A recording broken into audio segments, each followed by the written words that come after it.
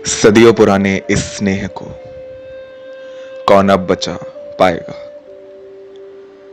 शायद हर मका हर जमी के जल जाने पर ही ये जुनून थम पाएगा। मुल्क तेरा ही क्या मेरा भी है इस बार, क्यों चंद लकीरों ने हमारे हृदय को बांट दिया। किसी ने राम तो किसी ने रहीम के नाम पर न जाने क्यों अपने ही बाजुओं को काट दिया।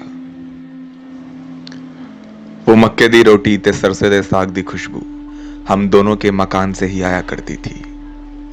क्या दृश्य हुआ करता था जदों तेरी अम्मी मेरी वीजी के साथ खूब ठहाके लगा लगा कर बातें किया करती थी। आखिर कब कलम पकड़ने वाले उन हाथों ने शमशीर का म्यान थाम दिया। याद है वो मंजर जब आखिरी सांस में भी मेरी वीजी ने तेरी अम्मी का नाम लिया। अपने पिंड से वफा रख लकीर के इस पार बेशक आज आ गया हूं मैं। न जाने क्यों मैं तो नहीं मगर शायद कई बाशिंदों को भा गया हूं मैं।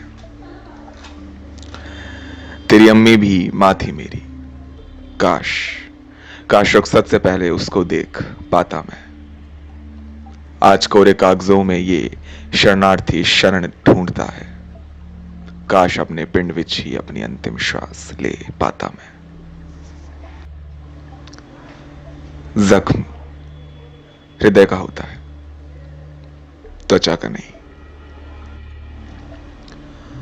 सालों पहले एक ऐसा ही जख्म मिला था लाखों करोड़ों हिंदुस्तानी भाई बहनों को अपने हृदय पर। चूंकि गाथा वो नहीं जो चंद बुद्धियों को याद रहे, गाथा वो जो सदियों तक इतिहास के पृष्ठों में अमर रहे।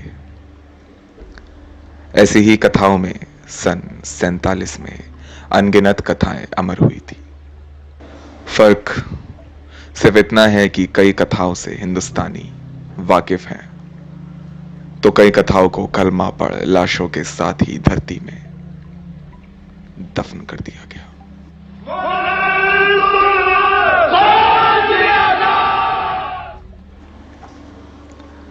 आजादी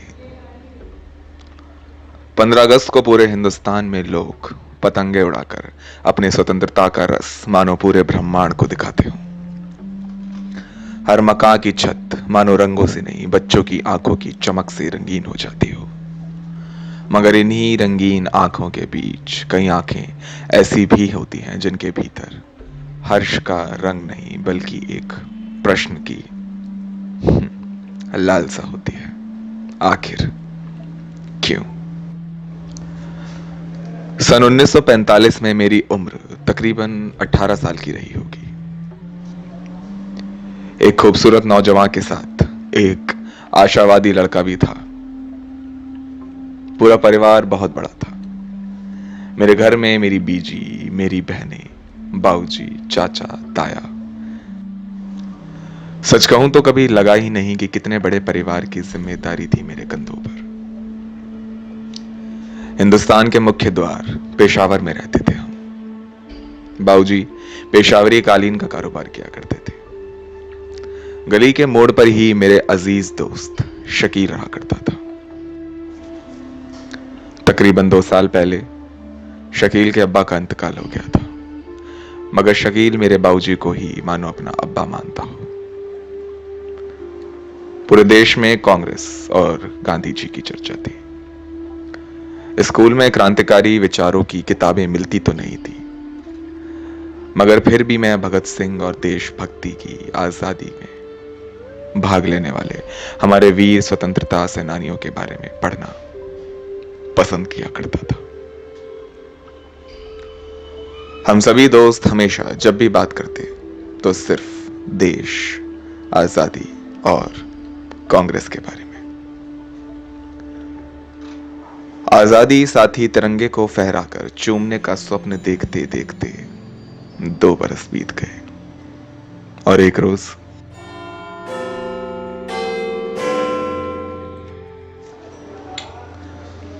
सुबह के समय बाबूजी खाट पर बैठे चाय की चुस्कियां ले ही रहे थे कि तभी पूरे परिवार के लोगों को नाम ले लेकर उन्होंने पुकारना शुरू कर दिया। मैं भी उठकर जैसे ही बाबूजी के पास पहुंचा तो बाबूजी ने अखबार आगे कर मुझे पढ़ने को कहा। मैंने अखबार जोर जोर से पढ़ना शुरू किया, मगर धीरे धीरे मेरी आवाज धीमी होनी शुरू हो गई थी, क्योंकि अखबार की मुख्य सुर्खियां थी हिंदुस्तान, साथ ही पाकिस्तान को आजादी मुबारक हो।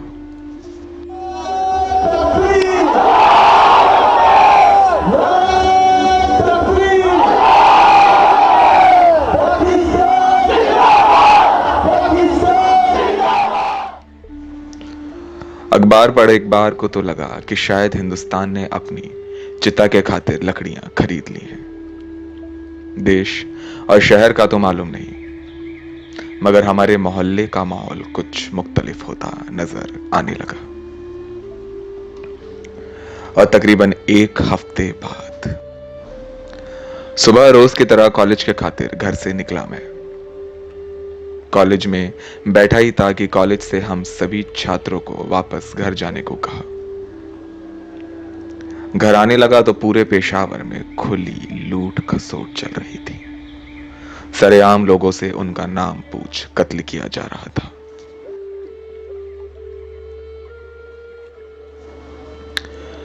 बाबूजी की पहचान के खान चाचा की दुकान पर पहुंचा तो दुकान बंद करते हुए उन्होंने मुझसे कहा, पुत्रा, पूरे शहर विच आग लग गई सी। मैं दौड़ता हुआ घर पहुंचा तो हमारी गली के तमाम हिंदू अपने परिवारों को बचाए भाग रहे थे।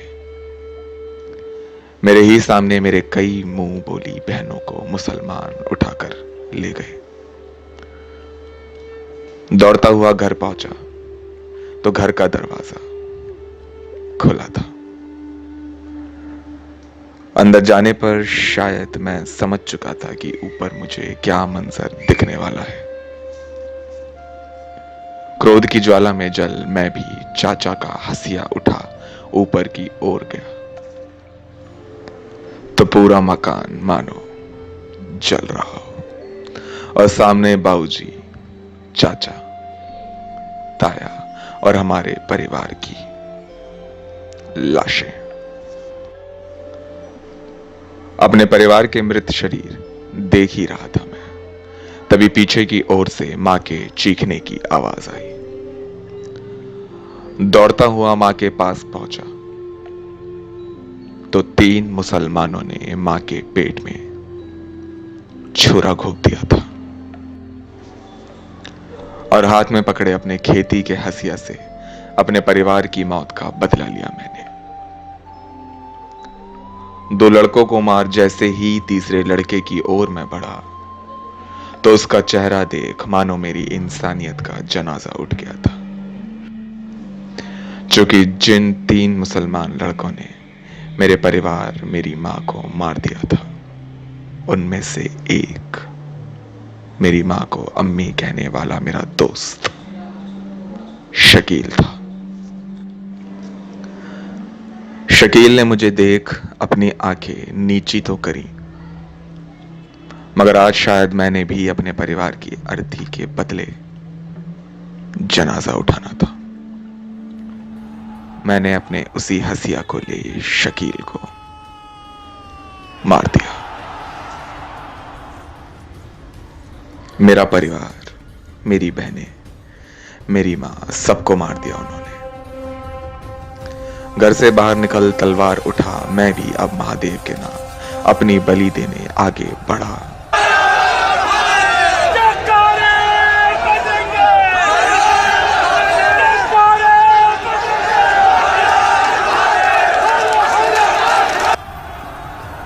कि तभी छुरा लगे यादव चाचा मेरी गोद में आ गिर पड़े।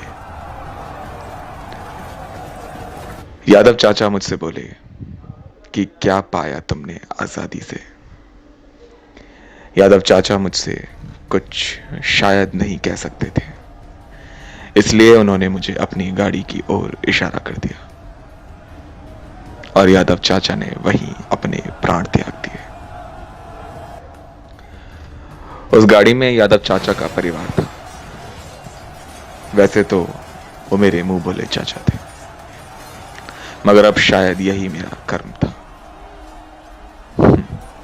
अपने परिवार को नहीं बचा सका मैं, इसलिए अब इनको सुरक्षित हिंदुस्तान पहुंचाना सिर्फ और सिर्फ मेरी जिम्मेदारी थी। गाड़ी चलाता हुआ मैं पेशावर रेलवे स्टेशन की ओर बढ़ रहा था। पूरा शहर, मानो पूरा देश, एक दूसरे के प्राणों का दुश्मन था। हर ओर रोती बिलखती माएं और कराहते हुए मुर्दा शरीर। यादव चाचा के पूरे परिवार को बाहिफाजत मैंने गाड़ी तक छोड़ा। हाथों में तलवार ले मैं वापस अपने शहर जाना चाहता था, क्योंकि आज मुसलमानों की कुर्बानी दे मैं खुद अपनी बलि देना जा रहा था। मगर मेरा काम था बाहिफाजत यादव चाचा के परिवार को हिंदुस्तान पहुंचाना। कदम स्टेशन पर ही काफी देर अटके रहे कि गाड़ी के भीतर जाऊं या शहर के भीतर, मगर कोई नतीजा मेरे समक्ष नहीं आ रहा था। आखिर गाड़ी चली। चलती हुई गाड़ी के साथ मैं भी चला, केवल इसी उधेड़ बुन में कि मेरा धर्म क्या है। और आखिर में मैंने अपने प्रण को चुना और मैं यादव चाचा के परिवार के साथ गाड़ी में बैठ गया।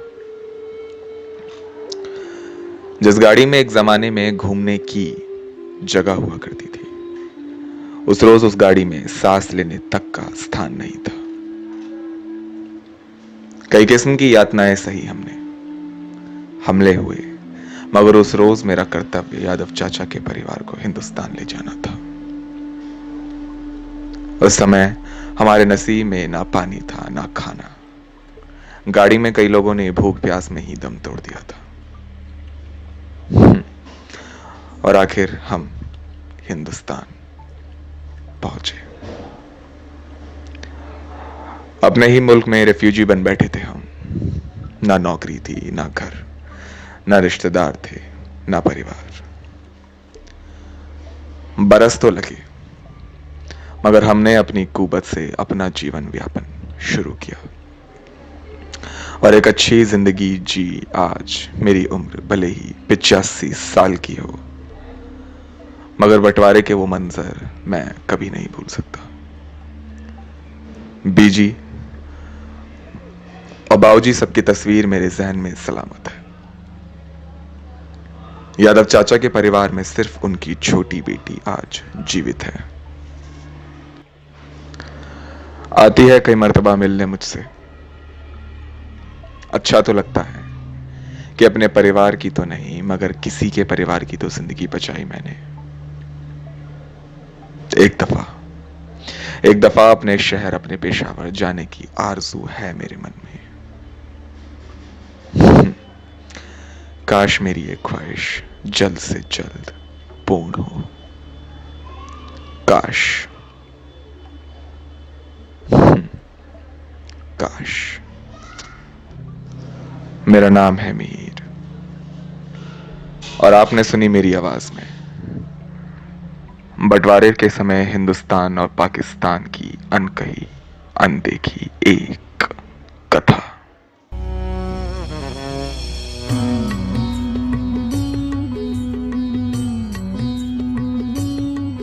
ये ज़मीं मेरी, मेरा आसमां, बड़ा खूबसूरत है जहां।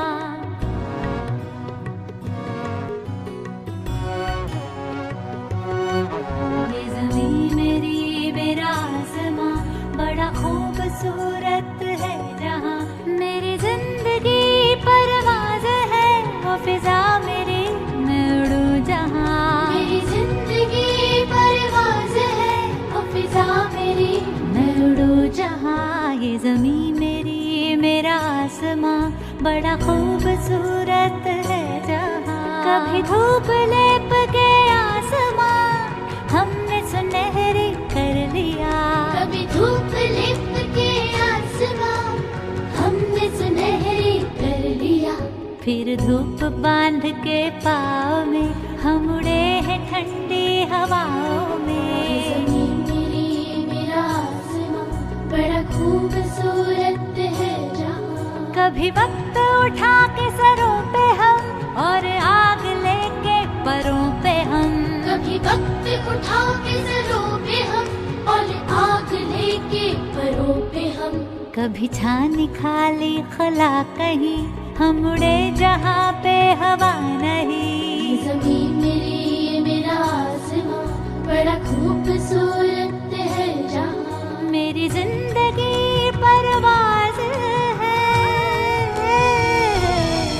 मेरी जिंदगी परवाज़ है। वो फिजा मेरी मैं उड़ूं जहाँ, ये ज़मीं मेरी मेरा आसमां बड़ा खूबसूरत है जहाँ। ये ज़मीन